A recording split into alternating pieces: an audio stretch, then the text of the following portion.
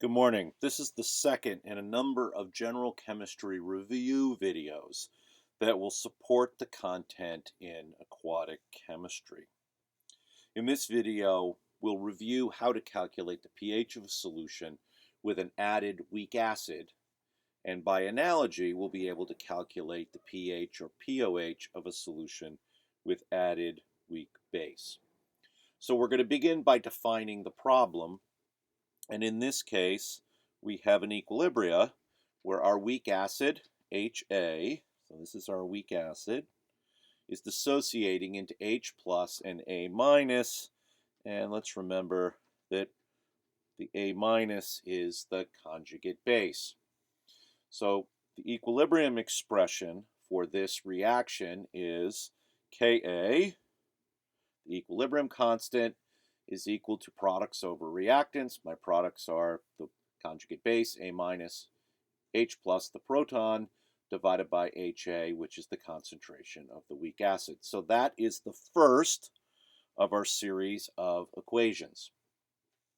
We have two more equations. One is the conservation of mass, and it says that total weak acid equals the acid part plus the base part.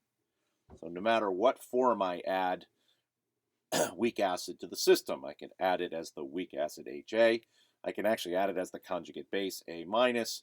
But when you add those two together, it has to equal the total concentration. So that's our second in conservation. Second equation. The third equation is conservation of charge. In a beaker with a weak acid, the cation concentration has to equal the anion concentration. And as long as we're working in acidic solutions, the H plus concentration, which comes from the dissociation of the weak acid, is going to be equal to the A minus concentration. And so now we have our third equation. So you'll notice that we have now constructed this problem by defining three equations, and we have three unknowns, and I will put those in blue. HA, H plus, and A minus. Everything else is a constant or total weak acid, which you would have to be given. So we have three unknowns, three equations. The rest is simple algebra. So do a bit of algebra. We'll establish our charge balance.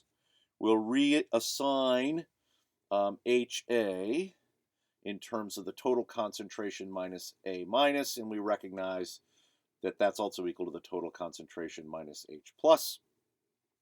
We're going to then plug in terms into our Ka expression so that everything is written in terms of an equilibrium constant that we know, a total concentration that we know, so those are in blue, and the unknowns, which are H plus.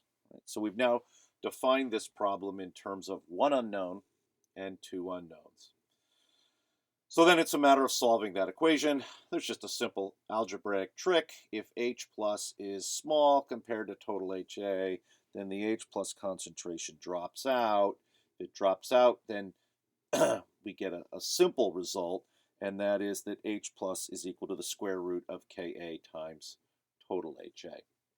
So if we're working with acetic acid, and we would go ahead and put in acetic acid's pKa is 4.75, so its Ka is 10 to the negative 4.75. And if we had a 100 millimolar solution, 0.1 molar, you could put in 0.1 molar here. You can calculate the square root of that, and it will give you the H plus concentration. Very straightforward. You've done this many times in second semester Gen Chem.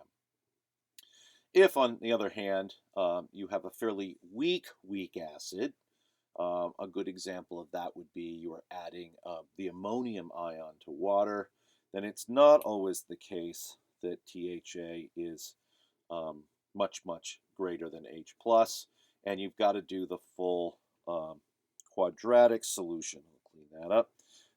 And so here I've written the quadratic, and so let's see. The A term in the quadratic is 1, right? The B term in the quadratic is Ka, and the C term in the quadratic is negative Ka THA, and you can go ahead and solve the quadratic to get the H plus concentration. I will leave it to you to show that this series of equations applies analogously to a base where instead of starting with a weak acid, you're going to start with a weak base. And instead of dissociating into the conjugate base, you're going to dissociate into the conjugate acid and OH minus. Everything else will follow except the output or the result of that calculation will be the POH instead of the H plus. In fact, I will give that to you as one of our first homework assignments.